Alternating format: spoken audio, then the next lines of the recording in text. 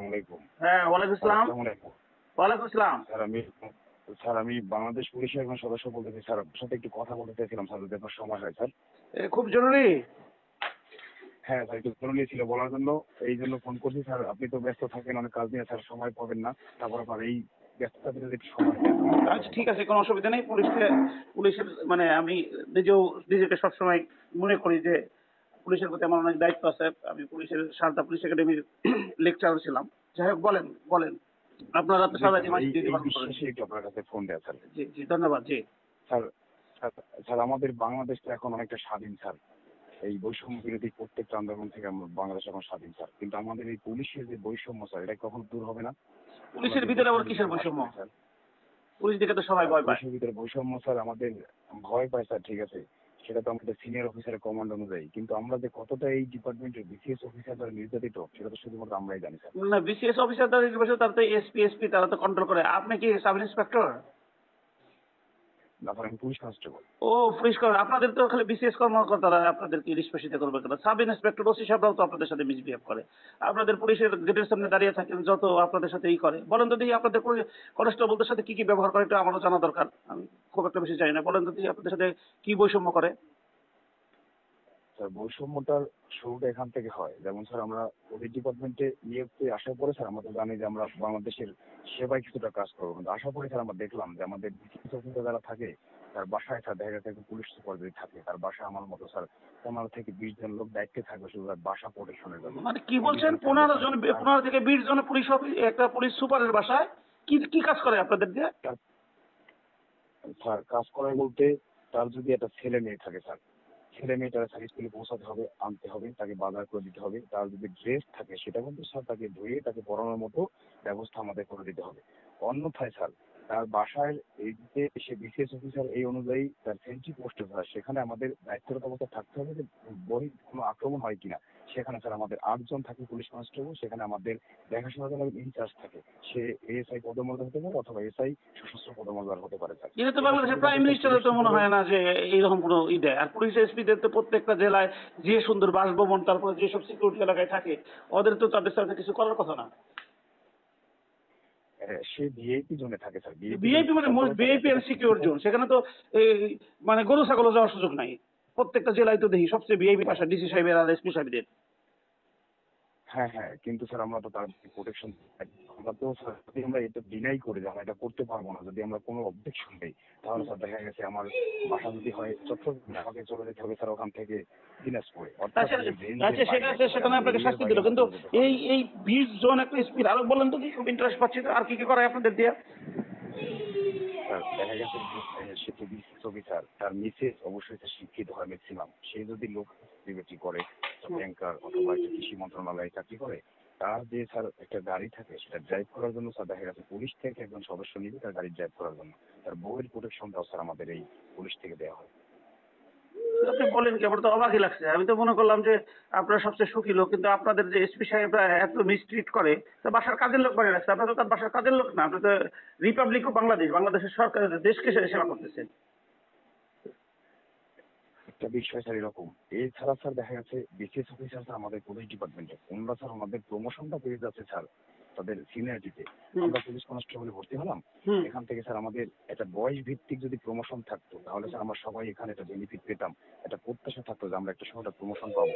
কিন্তু এইরকম একটা ব্যবস্থা তারা রাখে না, শুধু বিসিএস অফিসার থেকে, যেমন স্যার একটা বিসিএস অফিসার এএসপি তে জয়েন করলে সে তার ভাগ্য ভালো হলে, তার সার্ভিস ভালো হলে, আল্লাহ কবুল করলে সে আইসি। কিন্তু হুম। আমি পুলিশ কনস্টেবলে ভর্তি হবো স্যার, এখান থেকে স্যার আমার এখান থেকে এক ধাপ আগানোর মতো কোনো সুযোগ নেই যদি কিন্তু এখন ওসি তো অনেক, পক্ষে এই আমাকে বর্তমান সেই যুগে তো সুযোগটা আপনি না দেয় স্যার। যে এসএসসি পাশের ক্রাইটেরিয়া, কিন্তু অনেক আমি জানি অনেক ডিগ্রি পাস, মাস্টার ডিগ্রি গুলো পুলিশের কনস্টেবল জি ঢুকে। স্যার, জি স্যার আমাদের, জি স্যার আমাদের ম্যাক্সিমাম স্যার আমাদের স্নাতক সার্টিফিকেট থাকে, কিন্তু এখানে আমাদের সিনিয়রিটিতে নিজে যে স্যার এখান থেকে বৈশ্বিক থেকে একটা প্রমোশন পাবো এর কোনো নিশ্চয়তা স্যার আমার ডিপার্টমেন্টে নাই। এরপরে স্যার দেখা গেছে আমাদের একটা মিশন থাকে স্যার দেশের বাইরে, সেখানে যদি আমাদের মিশনে দেশের বাইরে থেকে আমাদের ধারণা অনুযায়ী স্যার ওখান থেকে সমানভাবে একটা বেনিফিট আমাদের প্রত্যেকের জন্য দেয়, কিন্তু এখানে এই দেশে আসার পরে আমাদের বিসিএস অফিসার তাদের র্যাঙ্ক অনুযায়ী স্যার ভাগ করবে। দেখা গেছে আমি একটা অ্যামাউন্ট বললাম এক্সাম্পল হিসেবে, মনে করেন সেখান থেকে যদি আমাদের পাশে 5 লক্ষ টাকা করে দিয়ে থাকে, সবাই 5 লক্ষ টাকা পাবে। দেখা গেল স্যার পুলিশ সুপার অথবা এসপি সে নিয়ে গেল, স্যার সেখান থেকে 4.5 লক্ষ, আমি দিলাম 50। এরকম ভাবে বৈষম্যটা স্যার আমাদের মানে কাছে চলছে। এতটুকু বৈষম্য, মানে আপনি বলতে চাচ্ছেন যে আপনি ইউএন মিশনে গেলেন, সেখানে তো আপনার 5 লাখ টাকা দিলে 5 লাখ টাকা 4.5 লাখ টাকা নিয়ে যাবো। হ্যাঁ এক্সাম্পল, এখন পরিমাণটা এর থেকে যতই বেশি হোক না কেন স্যার, এই বৈষম্যটা আমাদের এইরকম হবে স্যার। তাহলে তো আপনাদের সকলের এই বৈষম্য বিরোধী যেমন ছাত্র আন্দোলনে জয়েন করা উচিত। কারণ ওদের কিন্তু একটা কথা খুব অবশ্যই ভালো স্যার আমরা লাগছে যে ছাত্র আন্দোলনকে এই করতে বৈষম্য চালাই। বিরোধী ছাত্র আন্দোলন বৈষম্যের বিরুদ্ধে। বাংলাদেশে এই পুলিশে যে এত বৈষম্য, এটা তো জানতাম না। এটা তো স্যার আমাদের দেখা গেছে এই ডিপার্টমেন্টের ভিতরে এরপরে স্যার আমাদের আমাদের পুলিশ ব্যাংক হলো স্যার কমিউনিটি ব্যাংক, সেখানে আমাদের প্রত্যেক পুলিশ সদস্য 32,000 টাকা আমরা জমা করলাম স্যার এই ব্যাংক পরিচালনার জন্য, উদ্বোধনের জন্য স্যার, আইডি থেকে কনস্টেবল পর্যন্ত স্যার। হুম। কিন্তু এখানে স্যার আমি স্যার সেই সমান সুবিধা পেলাম না। আমাদেরকে বলা হলো যে 3 বছর পরে সেই ব্যাংকের লভ্যাংশ প্রত্যেকটা সদস্য পাবে।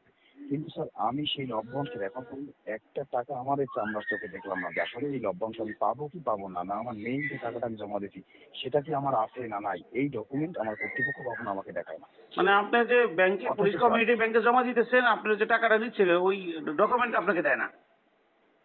না স্যার সেটাও আমি পাচ্ছি না, এবং আমাকে 3 বছর পরে একটা লভ্যাংশ দেওয়ার কথা ছিল যে ব্যাংক হবে সমন্বিত ব্যাংক, সবাই বেনিফিট পাবে। আমি এখন পর্যন্ত আমার এই সার্ভিস লাইফে আমি এখন পর্যন্ত একটা টাকা সেখান থেকে পাই নাই।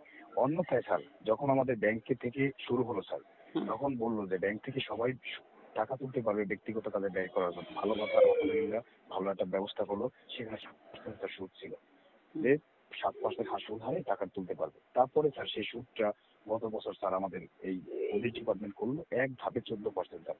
এখন আমি যদি 5 লক্ষ টাকা স্যার 7% সুদে নেই, আমি পুলিশ কনস্টেবল চাকরি করি, 14% সুদ দিলে স্যার সেই টাকাটা কি আমার এই স্বল্প বেতন দিয়ে সুদ করা কখনো সম্ভব? আমার পরিবার আছে, বাচ্চা কাচ্চা থাকতে পারে, সব আমার কোনোভাবে সম্ভব না তো। মেনটেন তো করতে, আমি কিভাবে স্যার অফিসাররা কত সেটা পার্সেন্ট সুদ দেয়? কিভাবে স্যার অফিসারের সুদের বেনিফিট স্যার, আমি বিসিএস অফিসারের সুদের বেনিফিটের সঠিক তথ্যটা আপনাকে দিতে পারবো না, তাদের হার কত এবং পরিমাণ। আমি স্যার 32,000 টাকা দিলাম, আমার আইডিডি 32,000 টাকা দিল, কিন্তু সে চাইলে ব্যাংক থেকে 50 তো লক্ষ টাকা আপনি কি স্যার লোন আইজিপি দিতে পারে, 32,000 কিন্তু টাকাও আমি পাবো না। না, আইজিপি 32,000 টাকা পুলিশ কনস্টেবল, এইখানে আবার কোনো বৈষম্য নাই না? না কিন্তু সেখানে সেখানে আমি স্যার টাকা পাবো না। আমি স্যার যদি বলি যে আমি 5 লক্ষ টাকা বেশি ব্যাংক থেকে নিবো, একটা বাড়ি করবো বা আমি একটা ব্যবসা কাজে লাগাবো বা আমার অন্য একটা প্রজেক্ট করলাম বা একটা মাছ ছাড়লাম পুষ্করিতে, আমি সে কাজে টাকা নিতে পারবো না। আমার জন্য নির্দিষ্টতা আছে যে আমি এই টাকার বেশি পাবো না। কিন্তু দেখা গেছে আমার আইডিবি মহোদয় সে 50 লক্ষ টাকা চাইলে পরে সে সেখান থেকে লোন নিতে পারে। কিন্তু আপনার টাকা উনিও ঠিকই 32,000 টাকা জমা রাখছে, আপনিও 32,000 টাকা জমা রাখছেন। ঠিক, হ্যাঁ হ্যাঁ ঠিক উনি তো 32,000 টাকা উনি তো স্যার, একেবারে 64,000 সবার টাকা জন্য জমা সমান। রাখে না, কিন্তু উনি 50 লাখও নিতে পারবে। আর আপনি হ্যাঁ 5 উনি লাখও নিতে 50 টাকা পারবেন। নিতে পারবে। আর আপনি 5 লাখও নিতে পারবেন না। হ্যাঁ আমার জন্য স্যার ফিক্সড। তাহলে আপনারা যদি মানে এখন উনি এখন করবেন এখন স্যার। এখন এখন যাই হোক, আমি আপনার ইচ্ছা করে আমি আপনার ডিটেলস জিজ্ঞেস করতেছি না, আমি আপনার কনভারসেশনটা আমি ফেসবুকে দিয়ে দেবো, আপনি যদি আমাকে অনুমতি দেন। অবশ্যই স্যার আমার কোনো সমস্যা নাই, কারণ আমি এখানে কোনো না মিথ্যা না, কথা আপনাদের বলি নাই, প্রতিবাদ আমি করতে একটা হবে, কথা বলছি সেটা করতে আমার প্রতিবাদ করতে সমস্যা হবে, নেই। বৈষম্যের বিরুদ্ধে হ্যাঁ কথা বলতে হবে। প্রতিবাদ হ্যাঁ, তো আমি স্যার নয়তো হবে আমি না। স্যার আমি স্যার আমি নিজে একজন পেশা স্যার আমি স্যার পেশায় একজন পুলিশ কর্মচারী হতে পারি, কিন্তু স্যার আমি ছাত্র। আমি গত বছর স্যার আমার স্নাতক কমপ্লিট করছি। আমি স্যার ছাত্রদের এই তারুণ্যের যে এই একটা আমাদের এই উচ্ছ্বাস আমি দেখছি স্যার আমার চোখে। আমি এই পুলিশ ডিপার্টমেন্ট থেকে স্যার আরেকটা কথা বলি, আমাদের রংপুরে যে আবু সাইদ স্যার হুম। হত্যা মামলা স্যার, ওই হুম। ছেলেরে স্যার যে গুলি করছে স্যার তার হুম। কিন্তু সাজা হয়ে গেল অথবা তার সাজা দিবে। হুম। কিন্তু স্যার ওই আবু সাইদকে যে গুলি করছে স্যার, ওই ব্যক্তি কি তার নিজের ইচ্ছায় গুলি করতে পারে স্যার? ওকে তো কমান্ড করা হয়েছে স্যার, কিন্তু আপনারা না, তো স্যার কেউ এইটা বুঝবেন ওইটার না। ব্যাপারে আমি কথা বলছি। ওকে ওইটার ব্যাপারে আরো কথা বলবো, কারণ কোনো পুলিশ কনস্টেবলের স্যার বুকের আমি পাঠা স্যার নাই এই সে গুলি বিষয়ে করবে। স্যার কোনো এসপি জি স্যার এসআই এর পাঠা গুলি স্যার নাই জি গুলি স্যার করবে, কোনো ওসি সাহেব উপরে থেকে নির্দেশনা স্যার কখনো গুলির এটা আদেশ কমান্ড দিতে ছিল পারে। স্যার, হুম। এটা স্যার কমান্ড ছিল অবশ্যই, যে কে কমান্ড করলো তাকে কোনো যাচাই বাছাই করলো না। যে গুলি করছে সে তো চাকরি পাইছে স্যার, হুম। সে তো বাধ্য, কিন্তু যে কমান্ড করলো তাকে কোনো দোষ ত্রুটি ছিল না আমার ডিপার্টমেন্টে স্যার। হুম। হুম। সেটা নিয়ে আমি কথা একটা বলতেছি, গুলি আমি বের সোচ্চার হয়েছিল সেটা। স্যার স্যার আমাদের বন্দুক থেকে একটা গুলি বের হইতে আমরা বাধ্য স্যার, যখন বাধ্য হয়ে যাই তখন এই কাজটা করতে হয়, আমার চাকরি করতে হয়। দেখা গেছে আমি এই চাকরি ছেড়ে যদি চলে যাই, আমার এলাকার মানুষ বললো আমি চুরি করে আসছি ডিপার্টমেন্ট থেকে, আমার চাকরি কেন গেল, আমার চাকরি বাঁচাতে, কিন্তু আমার হাই কমান্ড যেটা বলে তার কোনো বিচারের ব্যবস্থা স্যার কখনোই বাংলাদেশ হবে না স্যার। আমি আমার চোখে দেখছি, আমি মুক্তিযুদ্ধ দেখি নাই স্যার, আমি দেখছি স্যার আমাদের 2024 তারুণ্যের বিপ্লব স্যার, আমার ছাত্র আন্দোলন আমি নিজের চোখে দেখছি স্যার। আমি চাই, আমার কাছে কোনো সুযোগ নাই ছাত্র আন্দোলনের সবার সাথে কথা বলার মতো স্যার, এই সুযোগ থাকতে আপনি তাদেরকে বলেন আমাদের এই বৈষম্য স্যার দূর করেন। আমরা স্যার একেবারে আমাদের শেষ পর্যায়ে পৌঁছে দেয়ালে পিঠ থেকে গেছে স্যার আমাদের। আচ্ছা, আমাদের আপনাদের এই যদি এই দেওয়ালে কয় ফিট টাকা থাকে, আমি স্যালারি আপনাদের বলি, আপনাদের ব্যাপারে আমি আন্দোলনে কালকা থেকে ইনশাল্লাহ নামবো।